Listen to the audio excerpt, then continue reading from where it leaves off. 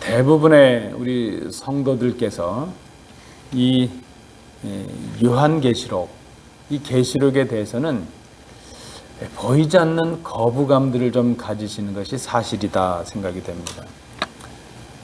그저 이 계시록을 미래의 어떤 종말에 혹은 심판에 관한 책으로 생각하고 좀 두려워하는 마음이 있기도 합니다. 또는 이것이 봉인된 책이요 비밀의 책이기 때문에 이것을 읽거나 해석하는데 어렵다. 그 어려움을 느끼기 때문에 이 계시록을 좀 잘 읽지 않고 묵상하지 않는 그런 경향이 있습니다. 그러나 이 계시록은 단순히 종말을 예상하고 혹은 미래를 점치거나 미래 사건에 대해서 두려움을 갖게 하는, 우리를 위협하고 두려움에 떨게 하는 그런 책은 아니라는 것을 우리가 기억해야 됩니다. 성경에 많은 책이 있지만 특별히 요한계시록은 성경의 그 어떤 책보다도 오늘을 살아가는 우리에게 위로의 말씀이 됩니다.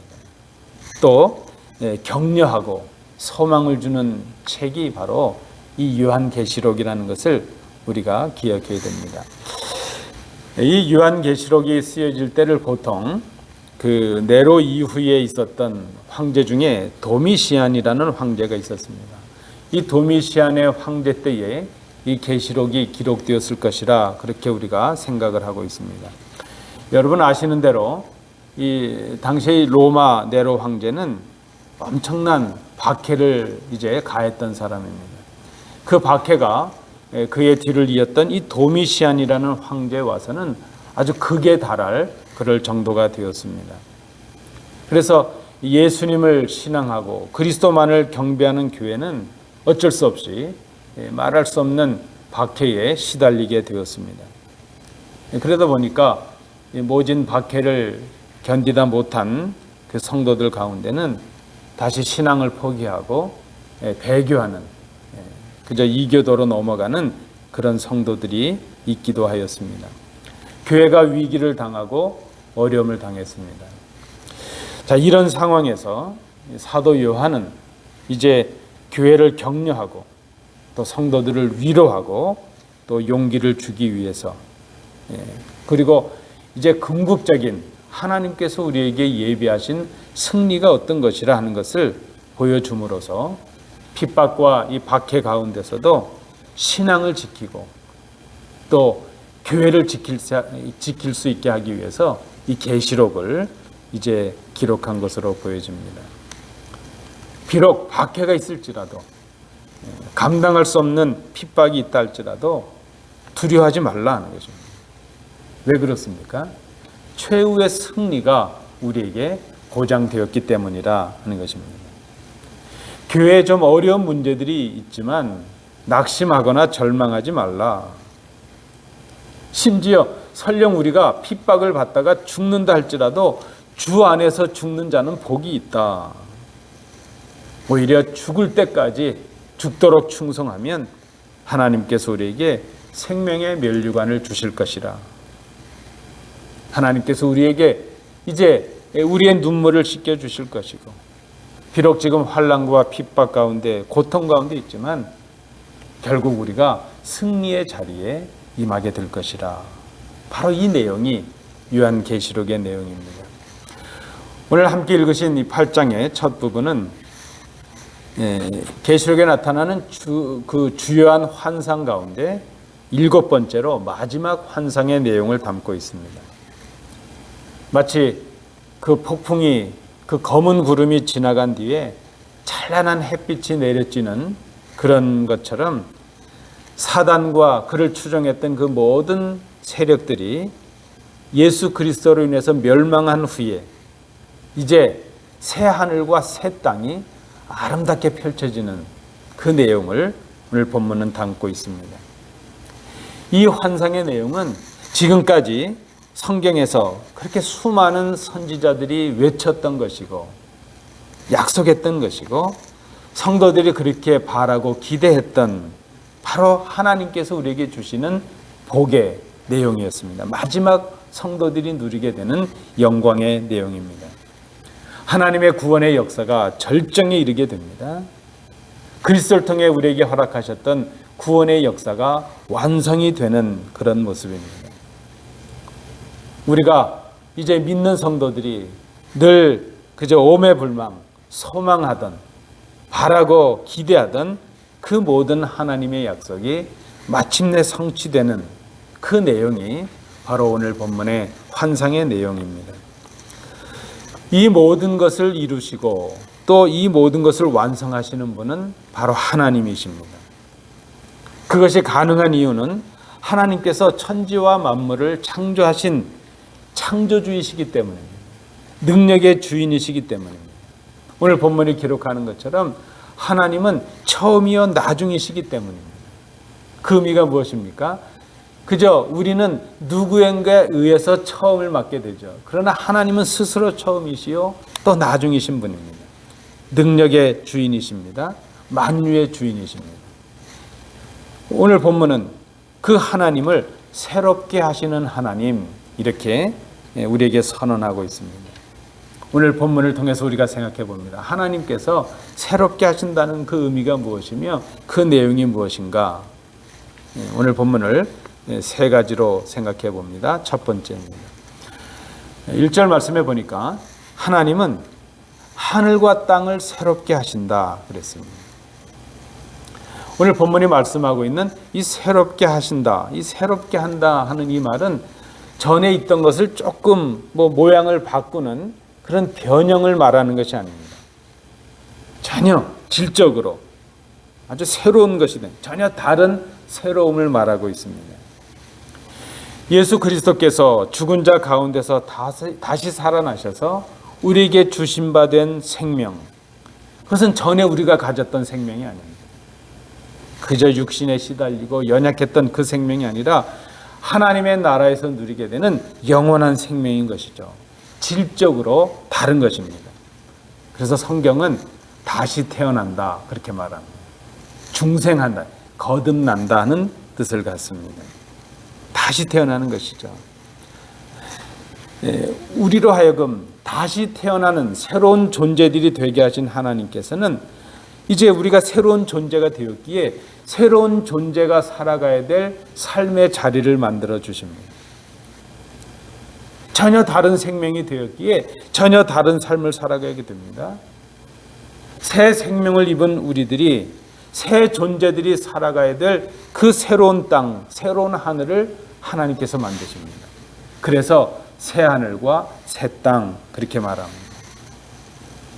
여러분, 하나님께서 창세기 1장 처음을 보면 태초에 하나님이 천지를 창조하시니라 그렇게 시작합니다. 하나님께서 하늘과 땅을 지으셨습니다. 하늘과 땅의 모든 것을 하나님이 지으셨습니다. 그런데 하나님께서 지으신 이 처음 하늘과 땅은 인간의 범죄로 말미암아 타락함으로 말미암아 죄와 사망의 자리가 되었고 하나님을 대적하는 곳이 되고 말았습니다. 죄악에 빠진 우리 인간의 힘으로는 그 자리를 바꿀 수가 없습니다. 사망과 죽음의 권세에서 벗어날 수가 없게 되었습니다. 그래서 하나님께서는 이제 예수 그리스도를 통해서 그 죽은 자 가운데서 우리를 그 예수님을 살리심으로 우리도 예수님과 함께 다시 사는 은혜를 주십니다. 우리가 새로운 피조물이 되게 하셨습니다. 그리고 새로운 존재가 살아가야 될 새로운 하늘과 새로운 땅을 창조해 주십니다. 저는 이 말씀을 설교를 준비하다가 어떻게 우리 이 하늘과 땅을 바꾸신다는 것을 성도님들께 어떻게 설명하면 좀 이해가 쉬울까 고민하다가 그런 단어가 떠올랐습니다. 판을 바꾼다. 새 판을 짠다. 이제 예수 그리스도를 믿음으로 새로운 피조물이 된 우리가 살아가야 될 그 땅은 아직 죄악에 머물러 있는 그 땅이 아니라 하나님께서 새로 지으시는 새로운 하늘과 새로운 땅이라는 것입니다. 그래서 우리 인간이 타락한 그 자리에서 우리가 새로 시작할 수 있도록 처음으로 우리를 되돌리시는 것이죠. 적절한 말이 무엇일까? 판을 새로 찌어진다.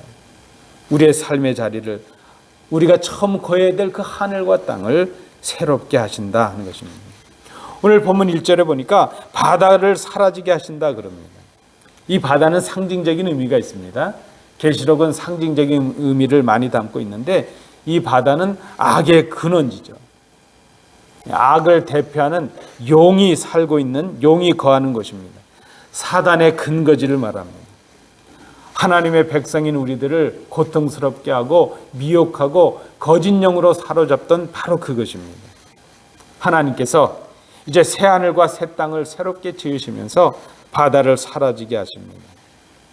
더 이상 우리가 불안에 떨거나 위협을 당하거나 이제 우리가 미혹되는 그런 그 요소들을 다 제거하시는 것입니다.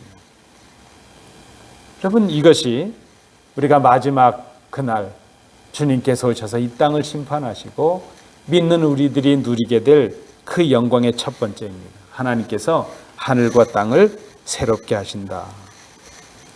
이 궁극적인 완성은 마지막 그날, 종말적인 그날, 주님께서 오시는 그날 완성이 될 것입니다. 그런데 여러분, 이 새 하늘과 새 땅은 종말에만 참여하는 것이 아니라는 것입니다.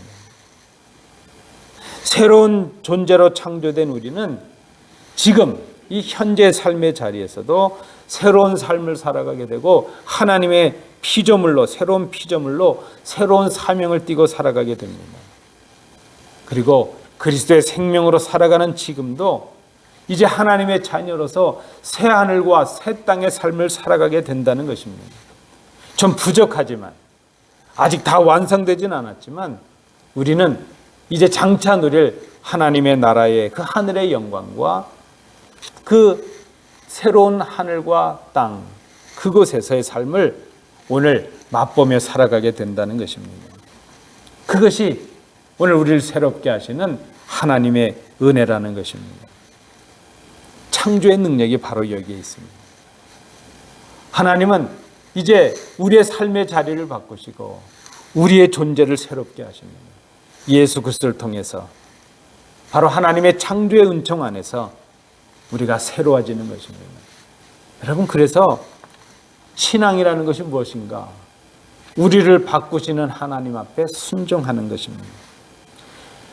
우리를 새롭게 하시는 하나님 앞에 우리의 무능함을 고백하고 우리를 맡기는 것입니다. 내 힘과 내 능력으로 살아가는 것이 아니라 새롭게 하시는 하나님 앞에 나를 맡기는 것. 여러분, 기대하십시오. 소망하십시오. 장차 우리가 새하늘과 새 땅에서 살아가게 됩니다. 그런데 오늘도 예수 그리스도를 믿음으로 여전히 우리는 새하늘과 새 땅의 삶을 맛보며 누리며 살아가게 된다는 것입니다. 오늘 본문을 통해서 우리가 발견하는 첫 번째 내용입니다. 하나님께서 하늘과 땅을 새롭게 하신다. 두 번째입니다. 오늘 본문 2절 말씀을 중심으로 보시면 하나님께서 예루살렘을 새롭게 하신다 그랬습니다. 새 예루살렘이라는 표현이 나옵니다. 새로운 하늘과 새로운 땅을 지으신 하나님께서는 그 하늘과 그 새로운 땅에서 살아갈 새로운 존재를 만드시죠. 예수 그리스도를 통해서 새로운 피조물로 만드십니다. 그런데 그 내용을 오늘 본문은 예루살렘을 새롭게 하시는 것, 그렇게 설명하고 있습니다. 하나님께서 전적으로 이 예루살렘을 새롭게 하시기 때문에 이 예루살렘은 땅에서부터 회복되는 것이 아니라 하늘에서부터 내려온다, 그렇게 말씀을 합니다. 여러분, 2절을 한번 보시기 바랍니다. 또 내가 봄에 거룩한 성 새 예루살렘이 하나님께로부터 하늘에서 내려오니 그랬습니다.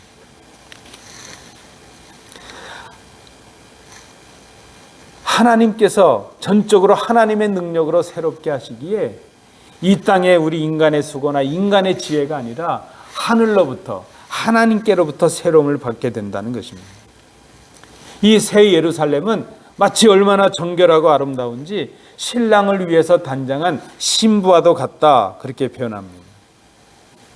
여러분, 이 땅에서 가장 아름다운 여성이 언제일까요? 결혼하는 신부잖아요. 그때가 가장 아름답죠. 뭐 어떤 분은 아기를 출산하는 어머니가 가장 아름답다 그런 분도 있는데, 어쨌든 그 한순간 결혼식을 위해서 얼마나 아름답게 단장을 합니까? 마치 그것 같다는 것이죠. 이 예루살렘이 바로 하나님의 그 예수 그리스도의 정결한 신부와도 같은 이 예루살렘이 곧 하나님의 백성들을 말하죠. 예루살렘은 이 땅의 교회를 말합니다. 예수 믿는 성도들이 바로 예루살렘입니다. 신랑이신 주님을 위하여 단장한 정결한 신부가 된 바로 교회요 성도를 말합니다. 신랑을 위해서 아름답게 단장한 신부처럼 하나님께서는 그리스도의 죽으심과 다시 사심으로 인해서 정결하게 된 이 단장된 교회를 하나님과 바른 관계를 맺게 하십니다. 예수 그리스도를 통해서 이 땅의 교회를, 이 땅의 사람들을 새롭게 하십니다. 여러분, 교회의 본질 중에 하나, 교회가 무엇인가? 교회는 예수님이 정결하게 하신 예수님의 신부들입니다. 단장된 신부입니다. 하나님이 기뻐하시는 구별된 무리들이 바로 교회라는 것입니다. 예수 그리스도를 통해서 정결하게 되었습니다. 그 단장, 우리가 이제 인간적인 수단으로 꾸미는 것이 아니라 예수 그리스도를 믿고 그 말씀에 순종하는 교회가 되는 것, 그것이 바로 하나님 앞에 정결한 교회입니다. 정결한 신부가 되는 것입니다. 교회가 새로워져야 되는 것입니다. 그런데 여러분, 교회의 새로움이라고 하는 것은 건물을 좀 고치고 그 리모델링하고 인적 사람들을 좀 새롭게 한다고 해서 새로워지는 것이 아닙니다. 인간의 수단이나 능력으로 교회가 새로워지는 것이 아닙니다. 교회의 새로움은 하나님께로부터 옵니다. 교회를 새롭게 하시는 분은 하나님이십니다. 그래서 새로움을 경험하는 교회는 하나님께 엎드려야 됩니다. 하나님의 뜻에 순종하는 데서부터 교회가 새로움을 경험할 수 있습니다. 교회는 하늘로부터 내려오는 새로움을 받는 곳이요, 새로움을 누리는 곳이어야 됩니다. 그래서 교회의 거룩함은 그 교회를 구성하는 사람들에게서 있는 것이 아닙니다. 여러분, 교회를 구성하고 있는 우리가 거룩해서 교회가 거룩해지는 것이 아닙니다. 하나님께서 죄인된 우리, 거룩할 수 없었던 우리가 예수 그리스도를 믿을 때에 우리를 세상으로부터 불러내어 죄 없다 하시고 세상과 구별해 주셨기에 거룩해집니다. 그래서 새로워집니다. 교회는 만물을 새롭게 하시는 하나님의 창조의 사역을 이 땅에서 감당하는 사명을 위해서 새로움을 받습니다. 여러분, 새롭게 된 교회의 특징이 무엇입니까? 하나님을 기쁘시게 하는 교회가 되는 것이고, 하나님께서 원하시는 일을 감당하는 교회가 되는 것입니다. 하나님께서 새롭게 하십니다. 교회를 새롭게 하십니다. 하나님의 말씀을 믿고 예수 그리스도를 믿고 그 말씀에 순종함으로 주신 사명을 감당하는 교회가 새로움을 경험하는 교회라 말할 수 있습니다. 마지막 세 번째입니다. 오늘 본문을 통해서 우리가 발견하는 하나님께서 새롭게 하시는 것 세 번째는 3절 말씀을 참조해 주십시오. 하나님께서는 당신의 백성들과 관계를 새롭게 해주신다. 여러분, 다시 한번 우리가 앞부분을 기억해 주십시오. 하늘과 땅을 새롭게 하신 이 하나님께서는 이제 그 장소, 새로운 장소에서 살아갈 새로운 존재들을 만드시죠.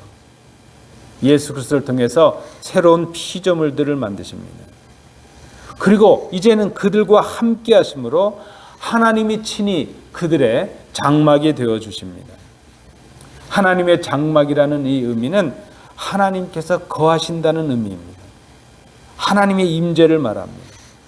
하나님께서 거처하시는 장막이 우리 인간들과 함께 있다는 것, 그것은 이제는 죄로 깨어졌던 인간과 하나님과의 관계가 완전히 회복되었다는 것을 의미합니다. 여러분, 구약의 개념은 무엇입니까? 죄인된 인간이 하나님 앞에 서면 그 자체가 죽음이었습니다. 그런데 이제는 예수 그리스도를 통해서 이 땅에 교회를 세우심으로 하나님이 친히 우리의 장막이 되어주셔서 우리와 함께 하십니다. 우리에게 주셨던 임마누엘의 약속을 완성해 주십니다. 하나님은 이제 처음 동산을 만드셨을 그 에덴 동산에서 인간들과 함께 하셨습니다.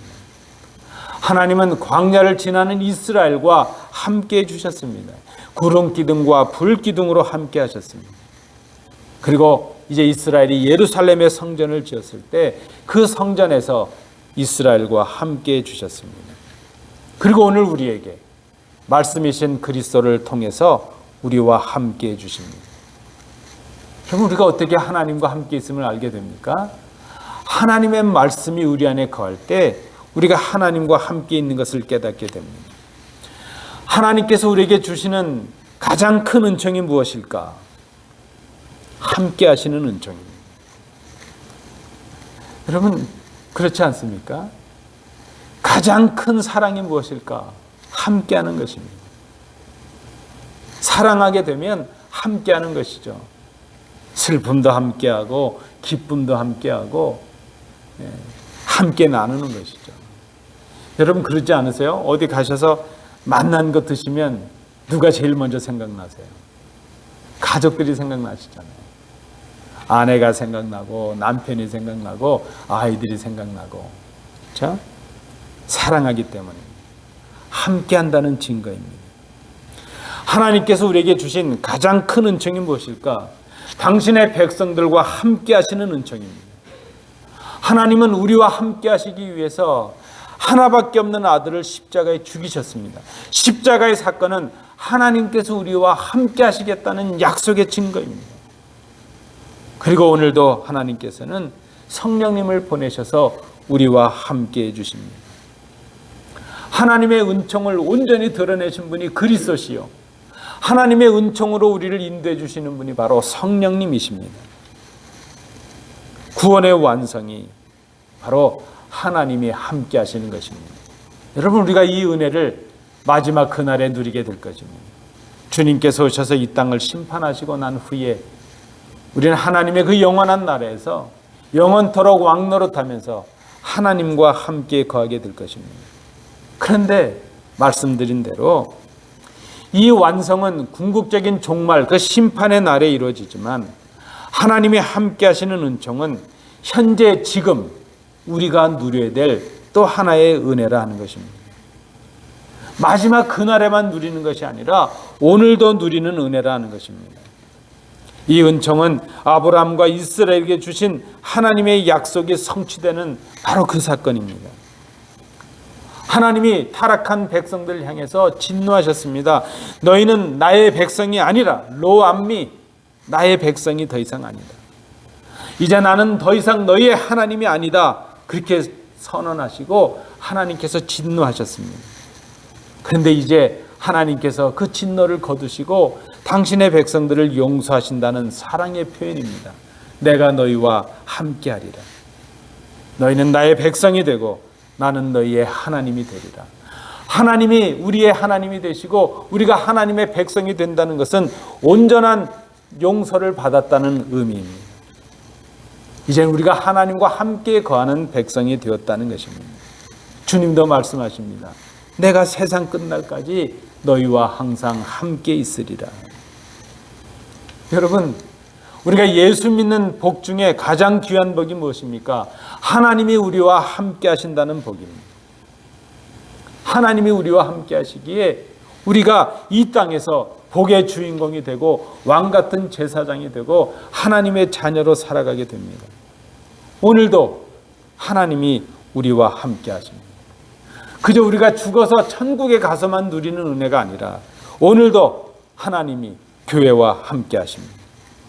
하나님께서 예수 그리스도를 통해서 우리와 관계를 새롭게 하셨기 때문입니다. 오늘 본문에 보니까 하나님의 새롭게 하시는 은총이 우리에게 임할 때 주시는 복이 열거되고 있습니다. 우리의 눈물을 닦아주신다 그랬습니다. 다시는 사망이 없고 애통하는 것이나 곡하는 것이나 아픈 것이 없게 하신다 그랬습니다. 장차 임할 새하늘과 새 땅에는 옛 죽음의 사망의 그림자가 없을 것입니다.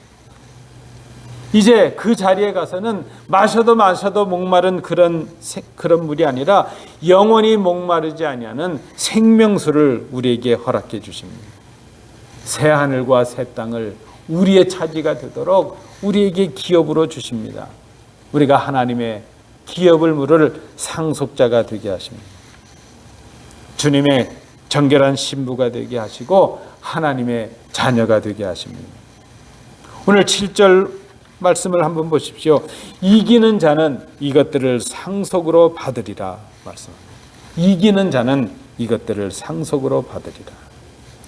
하나님의 말씀을 믿고 소망하며 끝까지 믿음을 지키는 자들이 바로 이기는 자입니다. 장차 종말에만 주실 은혜로 바라보지 아니하고 오늘도 하나님 새롭게 하시는 하나님의 은혜를 누리는 자들이 바로 이기는 자들입니다. 그런데 8절에 보니까 이기지 못한 자들에게는 화가 임하고 멸망이 임한다고 말씀합니다. 믿음을 지키지 못하고 세상을 두려워하고 박해를 두려워해서 믿음에서 떠난 자들, 우상을 섬김으로 하나님께 영광을 돌리지 못한 사람들, 흉악하고 가증한 일을 행한 사람들, 형제를 죽이고 거짓으로 모함으로 이제 미혹한 사람들, 결국 무엇입니까? 하나님을 사랑하고 형제를 사랑하지 못한 것, 하나님의 계명에 순종하지 못한 것, 그들은 이기는 자가 아니라 패배한 자가 되고 만다는 것입니다. 그들은 심판의 자리를 면할 수가 없습니다.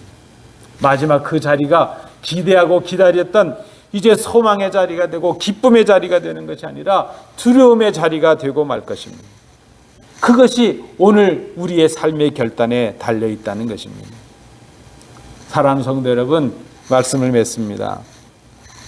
오늘 본문에서 기록되고 있는 이 복과 이 저주와 심판은 먼 훗날 그저 우리가 죽어서 혹은 주님께서 이 땅에 오셔서 심판하시는 그 종말에만 이루어지는 사건이 아니라는 것을 우리가 기억해야 됩니다. 오늘을 하나님이 창조하신 새로운 존재로 하나님의 임재를 모시고 살아가는 하나님의 백성들에게 이 복이 임합니다. 이 복을 누리게 됩니다. 오늘을 살아가는 우리들 여전히 눈물이 있습니다. 여전히 사망도 있고 슬픔도 있습니다. 우리에게 고난도 있고 아픔도 있습니다. 우리의 힘과 능력으로 어쩔 수 없는 그런 연약함이 우리에게 있습니다. 그러나 비록 절망이 있고 낙심의 어려움과 고통이 있다 할지라도 하나님께서 우리를 새롭게 하신다는 사실을 기억해야 됩니다. 하나님께서 교회를 새롭게 하십니다. 하나님께서 성도들을 새롭게 하십니다. 우리를 새로운 존재와 새로운 신분이 되게 하시고 새로운 사명의 삶으로 이끌어 주십니다. 그 삶은 이 땅에 속한 사람의 삶이 아니라 하나님의 새로운 창조, 새로운 피조물의 삶이요, 영생을 누리는 삶이요, 하나님의 자녀의 삶이요, 하나님 나라의 주인의 삶이라는 것을 우리가 기억해야 됩니다. 그래서 우리가 오늘을 소망하고 오늘 가운데서도 용기를 낼 수가 있습니다. 내일을 바라보며 오늘을 인내할 수 있는 그 근거가 바로 여기에 있습니다. 그래서 우리가 오늘도 고통과 아픔 속에서 우리를 새롭게 하시는 그 하나님의 은총을 기억하며 인내하며 말씀에 순종하며 주신 사명을 감당하는 정결한 주님의 신부로서 살아갈 수 있습니다. 여러분, 이것이 우리에게 위로가 되고 소망이 되는 것입니다. 하나님은 우리를 당신의 자녀가 되는 새로운 관계를 맺으심으로 우리를 세상과 구별해 주셨습니다. 우리는 세상에서 발을 디디고 세상 사람들과 살아가지만 세상에 속한 사람들이 아닙니다. 영원한 하나님의 자녀요, 하나님의 상속자들이요, 하나님의 대행자들입니다. 이 땅에 살아가지만 장차 임할 하나님의 나라 새하늘과 새 땅에서 살아가야 될 사람들입니다. 하나님이 오늘 우리를 새롭게 하십니다. 하나님께서 교회와 성도들을 새롭게 하십니다. 하나님께서 이 땅을 고치시고 새롭게 하십니다.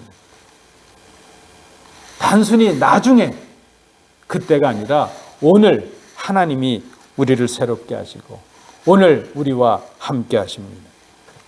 당신의 능력으로, 그 창조의 능력으로 만물을 새롭게 하심으로 우리를 새롭게 하십니다. 낙심하여 지친 우리에게 친히 말씀하십니다. 보라, 내가 만물을 새롭게 하노라. 오늘 이 아침 새롭게 하시는 그 하나님의 능력을, 그 은혜를 새롭게 이제 받으시고 또 감격하시고 결단하시는 우리 복된 성도들 되시기 바랍니다. 기도합니다.